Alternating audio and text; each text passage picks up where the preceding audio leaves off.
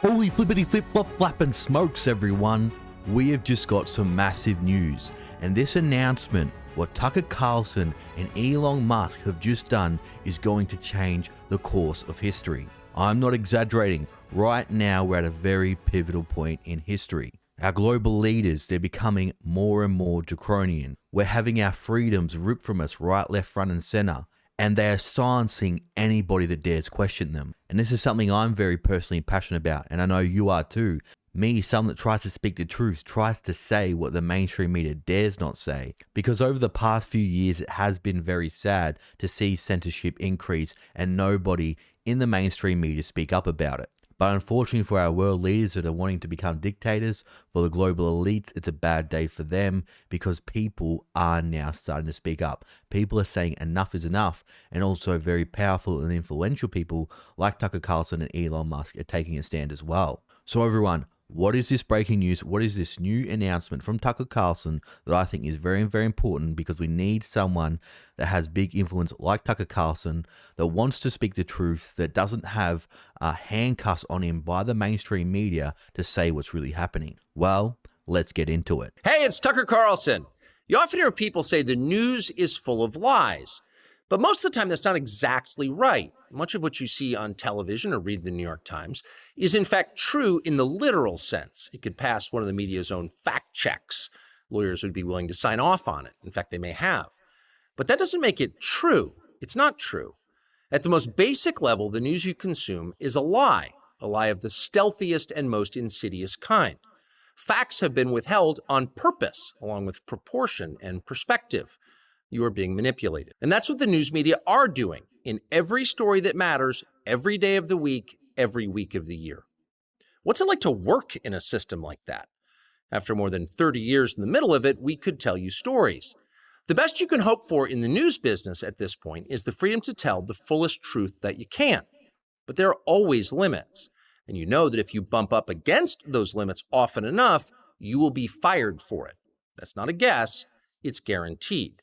Every person who works in English language media understands that. The rule of what you can't say defines everything.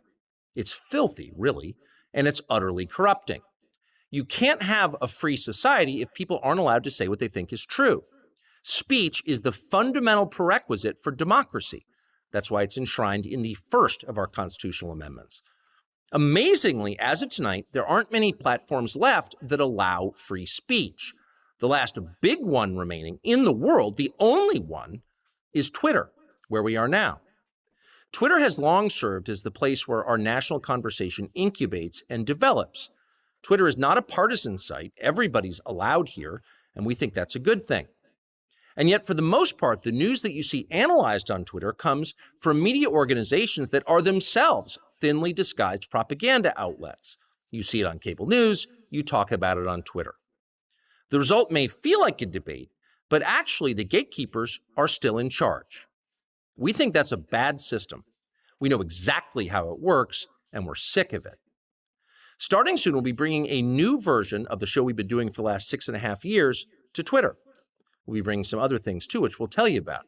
But for now, we're just grateful to be here. Free speech is the main right that you have. Without it, you have no others. See you soon.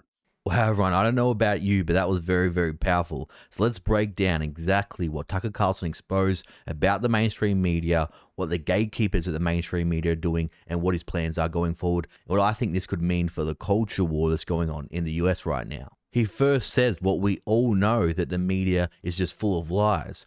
But what they do is they're very sneaky they'll tell you a fact, but they'll leave out a lot of context, and they'll leave out a lot of other information that's very, very important. For example, this is something the mainstream media does all the time. They'll show a video of someone throwing someone to the ground or wrestling someone to the ground without showing that he got punched in the face just a second earlier.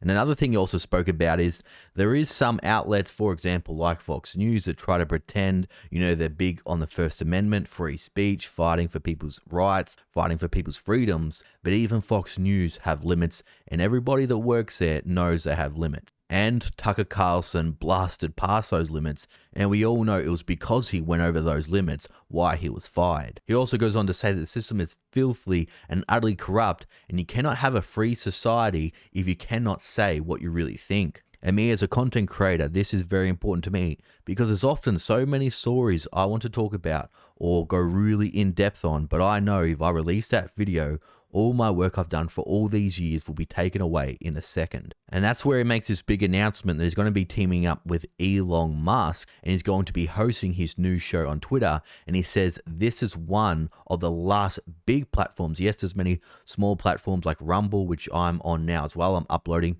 my content on Rumble as well, just in case anything happens to this channel here. But unfortunately, Rumble isn't big enough yet. Yes, it is growing. I hope it continues to grow. So Twitter is really the only big one where they're letting you speak your mind freely. Now, yes, while there is limits, a lot of people were disappointed with Elon Musk not allowing, all free speech or just anything goes. But unfortunately for Elon Musk, even he has limits and he also has to make the company profitable. And you can see he's still trying to keep a bit of that left-wing audience as well. But you know what's even crazy with the story? Fox News still has Tucker Carlson under contract until 2025. Why would they do that, everyone? What's something big that's happening in 2024? Oh, that's right, the US election. And who really owns all these media outlets? That's right, George Soros and Rupert Murdoch. So you have a couple of men that own a majority of all the mainstream media outlets in the Western world. But Tucker Carlson, his allies and his colleagues, they're about to wage war on Fox News, and Fox News ratings are absolutely plummeting. Listen to this. On Tuesday, Carlson lawyers sent an aggressive letter to Fox executives accusing them of fraud and breach of contract. The letter obtained by Axios argues that Carlson should not be bound by the non-competitive clause. His contract runs until January 2025 after the election, and Fox want to keep paying him, which would prevent him from starting a competing show.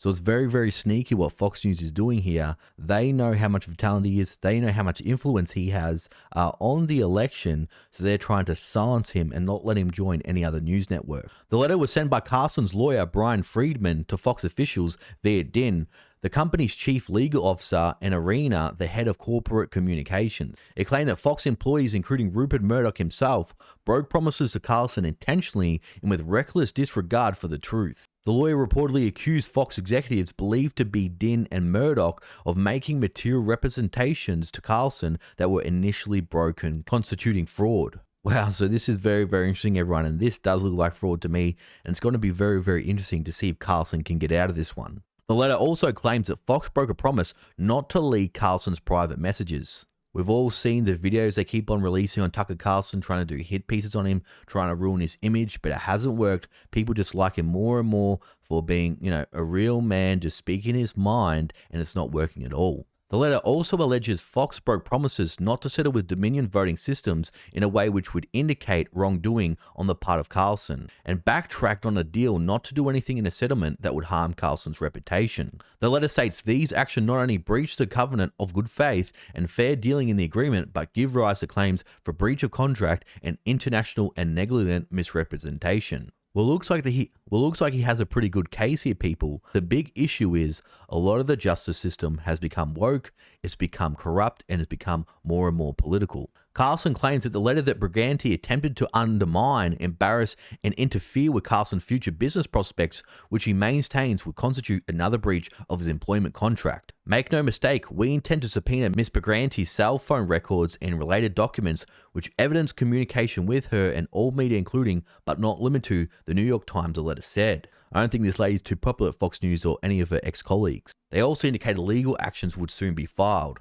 Fox News must take immediate steps to preserve all existing documents and data relevant to Fox's relationship with Carlson, including correspondence between top executives and several media outlets. Sources close to Carlson also said he was considering building a direct-to-consumer media outlet where his millions of fans would pay to watch him, and he was being recruited by networks like Rumble and Newsmax. I'm pretty sure any of the right-leaning news outlets in the world would want him right now. But again, his friends and allies are coming to the rescue, and they're saying we're going to bring Fox News down. Friends and sources close with the former Fox News host added that his allies at rival platforms were preparing to attack the network. They're coming to him and saying, "Do you want me to hit Fox?" An unidentified close friend of Carlson told the outlet. He's been saying, no, I want to get this done quiet and clean. Now we're going from peacetime to DEFCON 1, the friend said, explaining his team is preparing for war, he wants his freedom. Another source close to Carlson added that Carlson knows where a lot of bodies are buried and is ready to start drawing a map. Wow, it's going to be very, very interesting to see what comes out of this, everyone. But of course, Fox News is trying to say, look, everything's fine, our network is still booming. There is no change to our programming strategy at Fox News, CEO Lachlan Murdoch reportedly told analysts on Tuesday. It's obviously a successful strategy, and as always, we're adjusting our programming and our lineup and what we continue to do. This is huge, everyone. This is huge for people that want to keep the First Amendment, freedom of speech, freedom of the press, and your willingness to say what you want online, those who want to fight against censorship and want to fight for freedom. Because the battle has been tough, it's been long, it seems like the global elites, the world leaders were winning, but people are now starting to say enough is enough, and they're fighting back, and we need people like Tucker Carlson, again, that has a lot of influence, and we need a lot of other people, celebrities, people in mainstream media, people in the political sphere, athletes, etc., and we also need you to speak up. Your vote counts, and tell people enough is enough. But everyone, what do you think about all of this? Let me know down below. Now, for my loyal viewers and subscribers still watching, you're awesome. Thanks for watching. I'll see you all in the next video.